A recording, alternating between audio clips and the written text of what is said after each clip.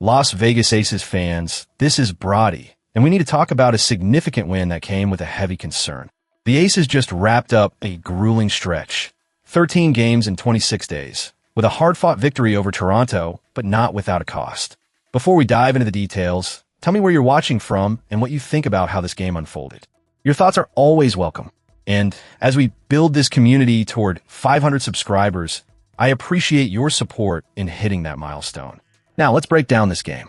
The Aces secured an 88-78 victory at Rogers Arena in Vancouver, improving their record to 26-13. Aya Wilson was nothing short of spectacular, dropping 27 points, grabbing 7 rebounds, and dishing out 7 assists. She entered the game as a game-time decision, but proved her worth right from the start, hitting 9 points in the first quarter and showcasing her mid-range prowess. This performance was crucial as the Aces navigated through a tough schedule, finishing with a respectable 9-4 record during the stretch. However, the mood shifted when NaLyssa Smith went down hard in the third quarter. As she attacked the rim, her leg buckled, raising immediate concerns for her health. Smith had been contributing solidly with 8 points, 8 rebounds, and 3 steals before the injury. The Aces didn't provide an official update post-game, but her status will be a significant factor moving forward. Despite the injury, the Aces managed to maintain their lead, thanks in part to contributions from Jackie Young and Mai Yamamoto, who also shined in this contest. Young's scoring burst helped push the lead to 10, while Yamamoto, with her dynamic play, added 9 points and showcased her defensive skills, earning praise from coach Becky Hammon.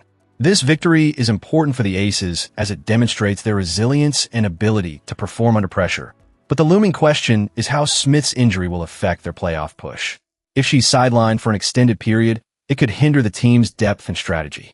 On the bright side, Wilson's performance tied her with Tina Charles for the second most 20-point games in WNBA history, just behind Diana Taurasi.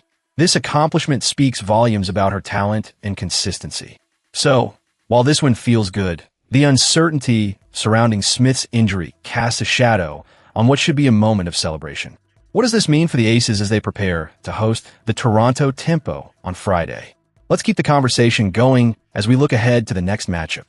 While the Aces celebrated their dominant 101-78 victory over the Connecticut Sun, head coach Becky Hammon didn't sugarcoat her feelings about her team's performance.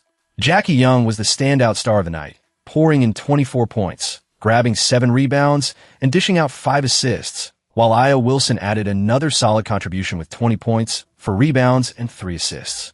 However, the context of the game revealed a crucial detail. The Sun were missing key players Brittany Griner and Aaliyah Edwards due to injuries, which certainly tilted the playing field in Las Vegas's favor.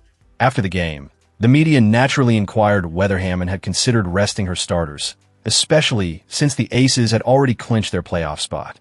But in classic Hammon fashion, she shot down the notion with an honest and fiery response. "Have you seen us play lately? We need to start getting our expletive together." That statement reflects not only her no-nonsense attitude, but also highlights the urgency the Aces need to address their recent performance issues. Let's take a moment to assess why this is significant for the Aces. Despite the win, they've been struggling, managing just 2 victories in their last 6 games. This inconsistency has left them with a slim half-game lead over the Indiana Fever and only a 1-game cushion against the Atlanta Dream in the standings. The playoff race is tightening, and with recent form being shaky, every game counts more than ever as they look to solidify their position heading into the postseason.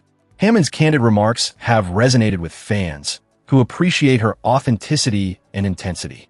They're rallying behind her call for improvement, with many expressing their admiration online. Comments like, "I love Becky, she's so real," and "she ain't lying" showcase the support she has among the fan base, who recognize the critical need for the team to elevate their game. However, this also brings about a concern. While Hammon's passion is commendable, it raises the question, can the Aces truly turn things around in time for the playoffs? The risk lies in their current form, leading to a potential early exit in the postseason if they don't find a rhythm again. As we move forward, it's clear that Hammon's leadership will be pivotal in navigating these turbulent waters. The Aces need to harness that intensity and channel it into their upcoming games. Now, let's shift our focus to the next development on the horizon for the Las Vegas Aces. And now, as we wrap up our discussion on the Las Vegas Aces, we find ourselves facing some pressing concerns. The Aces are currently on a 2-game losing streak, having only managed to win half of their last 8 games. With the playoffs looming large, head coach Becky Hammon is sounding the alarm for her players to step up and take collective responsibility. She emphasized the need for individual effort, focus, and energy in order to compete at the highest level. This isn't just about showing up. It's about coming together as a cohesive unit. The Aces' recent loss to the Atlanta Dream exposed some significant tactical deficiencies, committing 17 turnovers that led to 18 points for the Dream, while only forcing 11 turnovers in response, is simply unacceptable for a team of this caliber. The Aces struggled defensively as well, shooting just 40% from the field compared to the Dream's 45%. This lack of efficiency is a stark contrast to the performance expected from a defending champion. Before that setback, they faced the league-leading Minnesota Lynx, and the results were similarly disappointing. The Aces converted only 31 of their 69 field goal attempts, resulting in a subpar shooting percentage of 45%, while the Lynx shot a comfortable 50%. The team struggles from the three-point line, going just 9 of 28, painted a picture of a squad that is not firing on all cylinders. With just one win against the Washington Mystics in the last 6 games and losses to every top team in the league, the Aces' playoff position is beginning to feel precarious. Despite their secure spot in the postseason, they're only 2 games ahead of the Atlanta Dream and tied with Indiana at a 24-13 record. Securing a top 4 position is critical for home court advantage, and with only 7 regular season games left, the margin for error is razor thin. At the heart of this issue is the Aces' heavy reliance on their star player, A'ja Wilson. Though she's having an MVP-caliber season, averaging 26.1 points and 9.7 rebounds per game, this dependence raises concerns. Her usage rate of 33.1% speaks volumes about how much the Aces lean on her. While Wilson's production is phenomenal, the rest of the roster is lagging behind. Jackie Young is the next closest scorer at just 18.6 points per game, and the drop-off in production is alarming. The Aces must find ways to diversify their offense and lessen the burden on Wilson if they hope to contend for another championship. The tactics employed by disciplined teams like the Lynx have shown that over-reliance on one player can be a critical flaw. As the Aces prepare to face the Connecticut Sun, it's clear that there are significant adjustments to be made. Can they rally together and show the resilience needed to turn their season back around?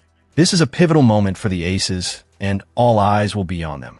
So, what do you think, Aces Nation? Can the team find a way to share the load and reclaim their dominance as they head toward the playoffs? Let me know your thoughts in the comments below. And if you're enjoying our coverage and want to stay updated, consider subscribing to help us reach our goal of 500 subscribers.